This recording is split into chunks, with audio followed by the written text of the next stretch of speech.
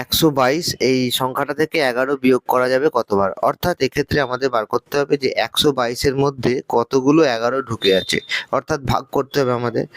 আমরা ভাগ করলে পাবো এখানে 11 আছে, অর্থাৎ 11 একে 11, সেই জন্য আমরা এখানে লিখলাম 1, এবার নিচে লিখলাম 11, 12 থেকে 11 বাদ দিলে হয় 1। দেখো আমরা জানি ভাগ করার ক্ষেত্রে বিয়োগ করার পর যদি সংখ্যাটা ছোট হয় সেই ক্ষেত্রে পাশের যে সংখ্যাটা থাকবে অর্থাৎ একটা সংখ্যা আমরা নামাতে পারবো, সেই জন্য এখানে পাশে আছে 2, এই 2টা আমরা নামিয়ে নিলাম। এবার এখানে হয়ে গেল 12।